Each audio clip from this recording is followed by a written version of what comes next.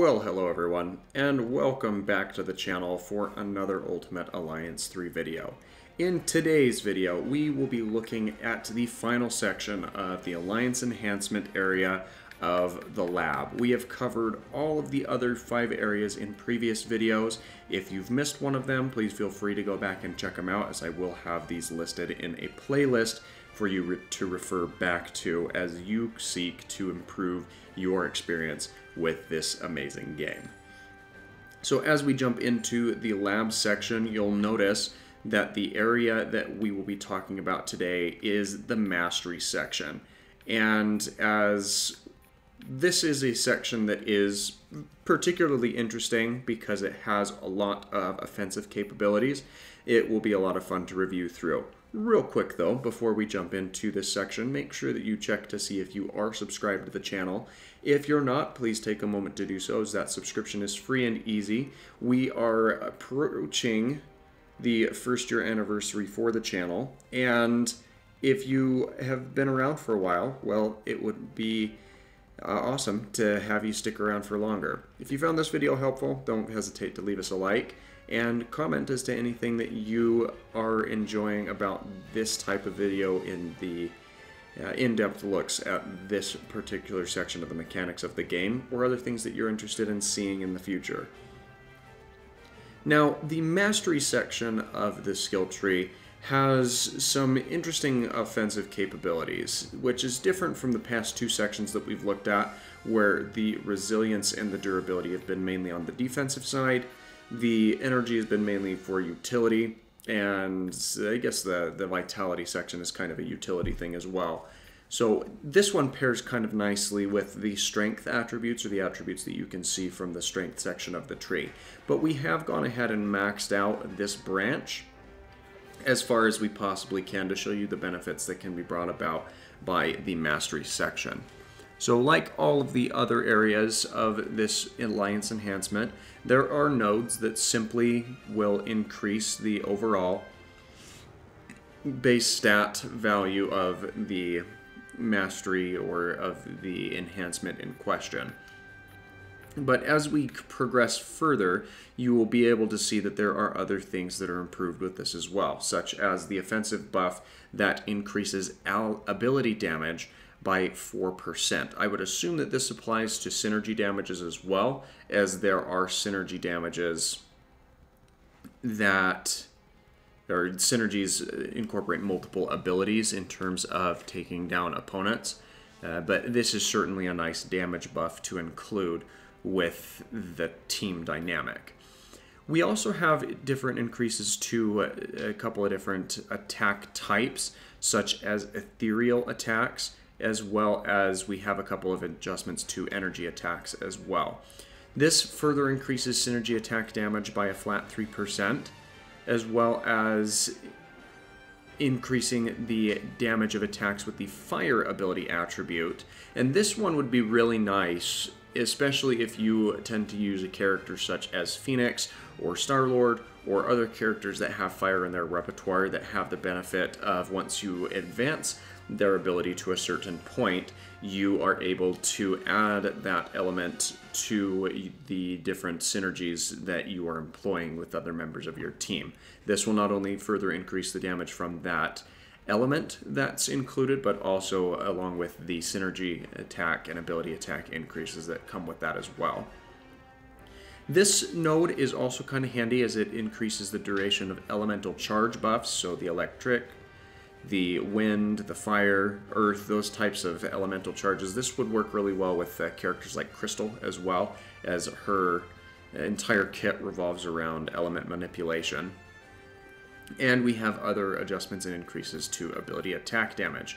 You'll also notice that we have nodes that will increase damage done to stagger gauge, increases the critical hit chance of abilities, more base increases to just the overall mastery stat, decreasing the number of attacks that must be landed before inflicting a status condition. That's always nice to see.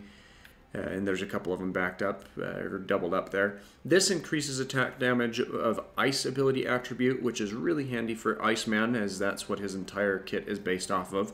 But there are other soldiers and characters that will benefit from this ability as well. We have increases to energy attacks, shock damage specifically, more adjustments to critical hit chance for abilities, duration of elemental charges, and you kind of get the general idea as we progress through this branch of the mastery tree.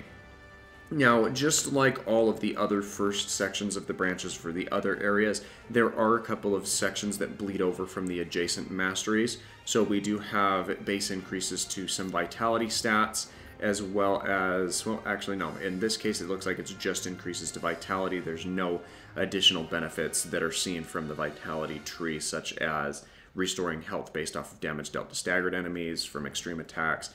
That type of stuff is not incorporated here, though we did see some of that over on the strength portion of the tree. And then from over here, you can see that there are further increases to the... Actually, this is a decrease to the damage received by the Ice ability attribute, since it's linked to the resilience portion of the tree. Decreasing the shock damage that's taken, increasing base resilience, decreasing damage taken from fire abilities, decreasing further the ice damage that's being taken, and more base increases to the overall resilience statistic.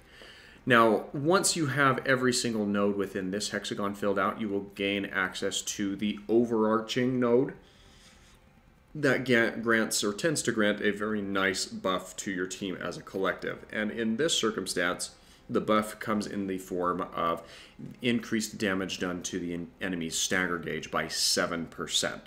And that is a very nice increase that is meant to be seen here. This branch really does couple quite well with the strength branch of the tree. I actually kind of wish that it would have been staggered out a little bit better so it was a little more symmetric, but at the same time, it's a really nice thing to see added in, and something that will pair really well with the strength portion of the tree.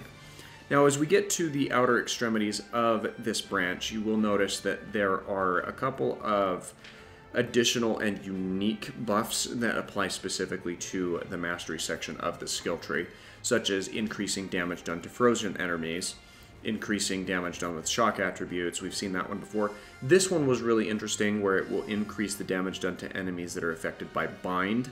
And this node, or nodes like this one, appear a couple of times in this outer hexagon, though it's kind of niche in terms of how it works. Most of the characters that you can add to your team that have the bind attribute are a lot of the web warriors, specifically Spider-Gwen and Spider-Man. They are the ones that tend to have more of their abilities with the bind attribute, though it is important to note that Doctor Strange's Crimson Bands of Sidorak will also play into this bind effect and can benefit from this node or these types of nodes specifically.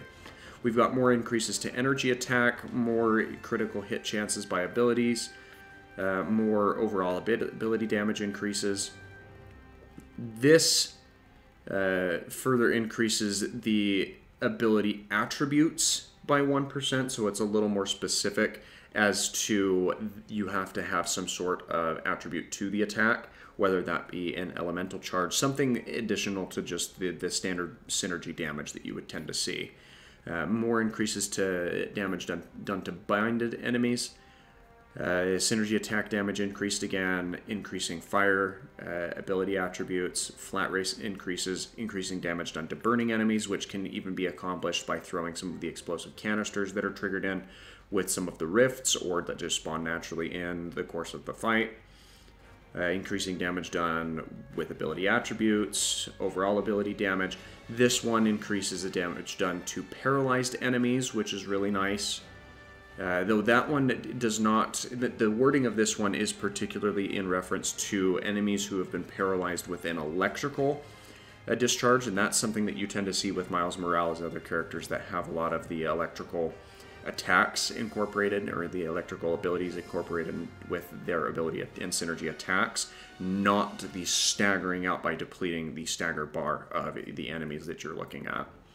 This is interesting as it increases damage inflicted to enemies that are gifted with the Phoenix Force, and we did see, I believe it was within the strength portion of this tree, where you had increased damage received when one of your allies is equipped with the Phoenix Force.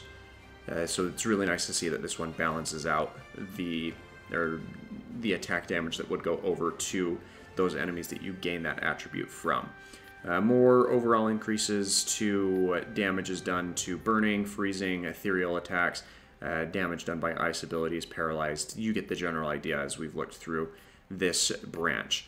But as I mentioned, this branch very much feels like it's more on the offensive side, which really means that we have our two offensive branches being the strength and the mastery sections, the utility branches being the vitality and the energy branches, and then the defensive branches being with the durability and the resilience. And if you want more in-depth views of what these different branches include, be sure to check out the other videos, as we have done those pretty extensively in the course of the past 2 weeks or so.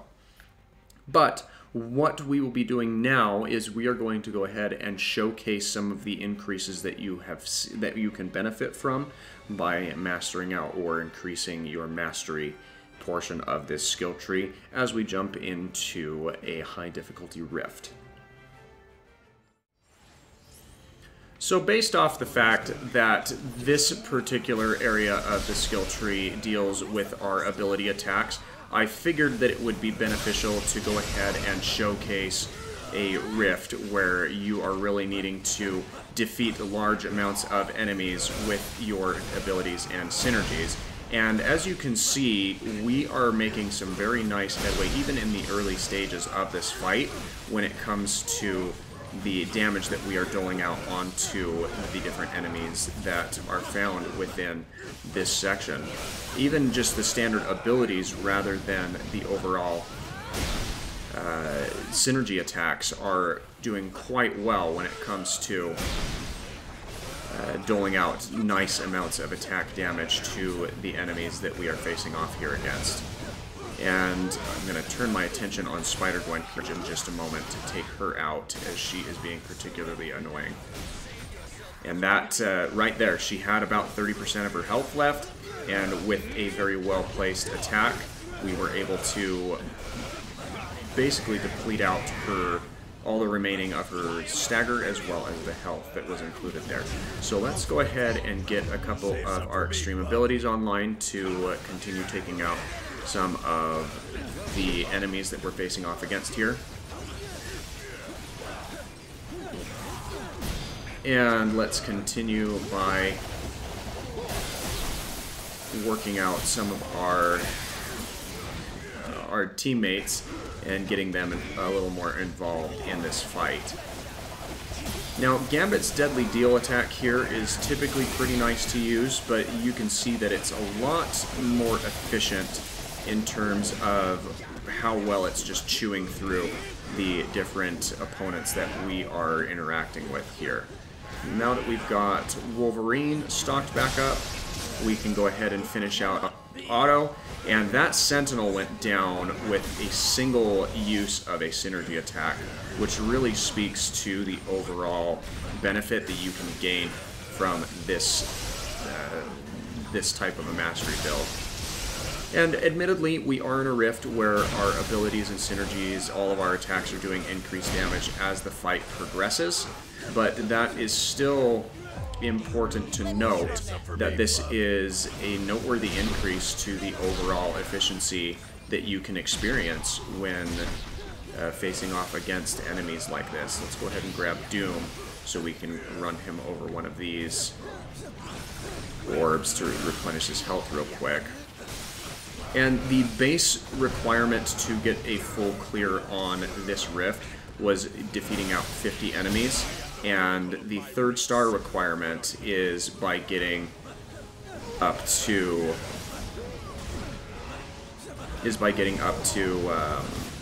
85, and I've got a pretty good feeling that that's something that we should be able to clear out, even though we are running a little bit behind with Ronan having spawned in here.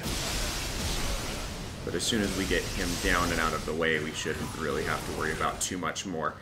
Gambit's gone down, which is a little bit unfortunate, but our team synergies here should continue to prove us fairly well. And let's get a couple more of our ability attacks going in here.